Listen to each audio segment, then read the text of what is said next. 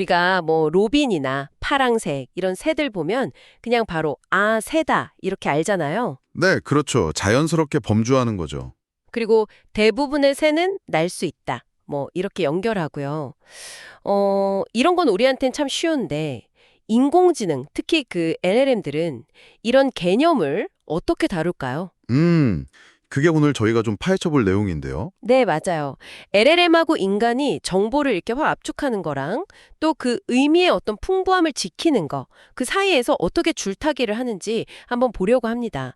당신이 AI를 더 깊이 이해하는 데 좀 도움이 될 거예요. 네, 오늘 이야기는 토큰에서 생각으로 LLM과 인간이 의미를 위해 압축을 어떻게 교환하는가, 이 논문을 좀 기반으로 하는데요. 아, 그 논문이군요. 네, 벌트나 라마, 제마 같은 여러 LLM들하고 또 그 루시나 매클로스키 앤 글럭스버그 연구 있잖아요. 인간의 고전적인 범주화 연구. 네네, 알죠. 심리학에서 아주 유명한. 그걸 직접 비교 분석했어요. 그러니까 AI랑 인간이 생각하는 방식, 그게 얼마나 같고 또 다른지 그 핵심을 좀 파악해 보자는 거군요.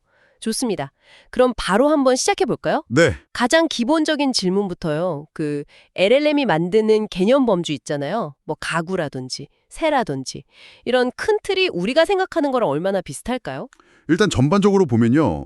상당히 비슷합니다. 아, 정말요? 네, LLM이 단어를 이해하는 방식, 그 토큰 임베딩을 클러스터링 해보면요. 그러니까 비슷한 것끼리 묶어보면 인간이 정의한 개념 범주랑 꽤 높은 상관관계를 보여요. 뭐 AMI, NMI 이런 지표들로 다 측정을 했고요. 그러니까 큰 그림은 대충 안다는 거네요. 그렇죠. 큰 그림은 파악하고 있다는 거죠. 근데 여기서 좀 흥미로운 점은 오히려 버트 같은 특정 인코더 모델이 어떨 때는 더 최신이고 훨씬 큰 모델보다도 더 인간이랑 비슷하게 범주를 만들더라는 거예요. 그건 의외인데요. 네. 그러니까 모델 크기가 전부는 아니다. 뭐 다른 요인도 중요하다. 이런 걸 좀 보여주는 거죠. 이야, 큰 틀에서는 비슷하다니 정말 신기하네요. 근데 그 안으로 좀 더 들어가 보면 어떨까요? 예를 들어서 우리는 로빈이 뭐 펭귄이나 심지어 박쥐보다는 훨씬 새답다 이렇게 느끼잖아요. 이런 미묘한 전형성 같은 거요. 이것도 LMM이 알까요? 아, 바로 그 지점에서 차이가 확 드러납니다. 아, 그래요? 네. 결론부터 말씀드리면 LLM은 이런 세부적인 의미 차이, 특히 그 항목의 전형성 같은 건 잘 못 잡아요. 잘 못 잡는다고요? 네.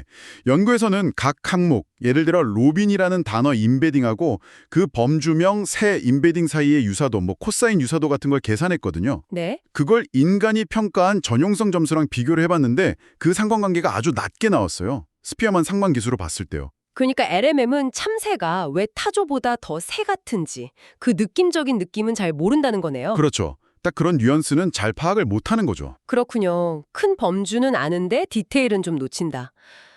그럼 정보를 효율적으로 압축하는 거랑 의미를 풍부하게 지키는 거, 이 사이에서 균형을 잡는 방식 자체가 아예 다른 걸까요? 연구에서 정보 이론에 기반한 그 LTL이라는 척도, 그걸로 효율성을 쟀다고 하던데요. 아, 네, 맞습니다.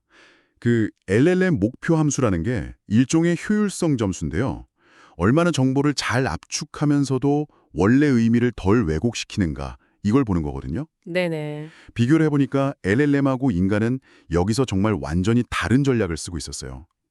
LLM은 통계적인 압축에 거의 극단적으로 최적화되어 있더라고요. 극단적으로요? 네. LLM이 만든 클러스터는 인간의 개념 범주보다 평균 엔트로피가 훨씬 낮아요. 그러니까 더 정돈되고 예측 가능하다는 거죠. 그리고 그 L 점수도 훨씬 낮았고요. 즉, 정보 이론적인 관점에서는 LLM이 훨씬 효율적으로 정보를 압축하고 왜곡을 최소화한다는 겁니다. 와, 그럼 반대로 인간의 개념 구조는 그 점수로 보면 덜 효율적이다?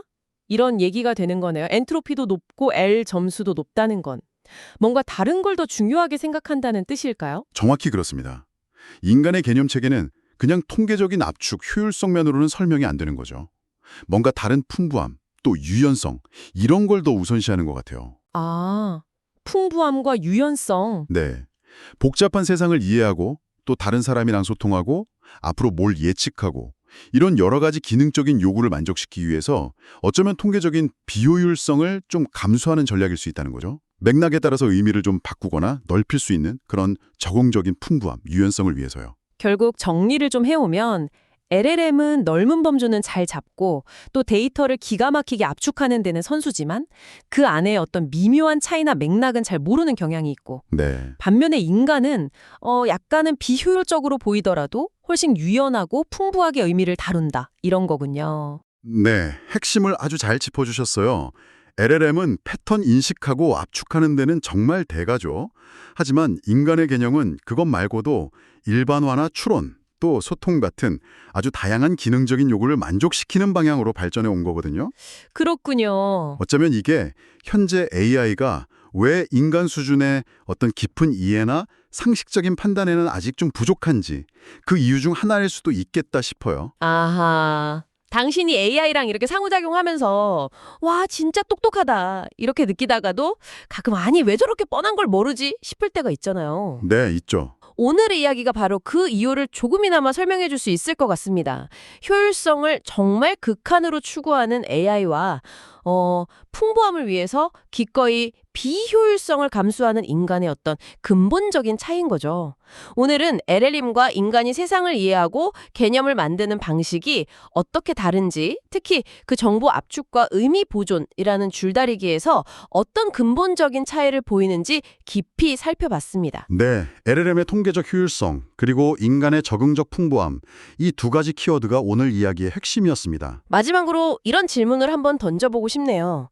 이 연구 결과만 보면 인간의 방식이 통계적으로는 비효율적인 것처럼 보이잖아요? 네, 그렇죠. 점수가 높으니까. 근데 어쩌면 바로 그 비효율성처럼 보이는 점이 사실은 인간 지능의 아주 핵심적인 특징일 수도 있지 않을까요? 그러니까 예측 불가능한 세상에 적응하고 또 새로운 생각을 막 해내는 그런 유연성의 원천 말입니다. 아, 다른 관점이네요. 그렇다면 우리가 아직 측정하지 못하는 완전히 다른 종류의 효율성이 진짜 지능의 바탕을 이루고 있는 건 아닐까?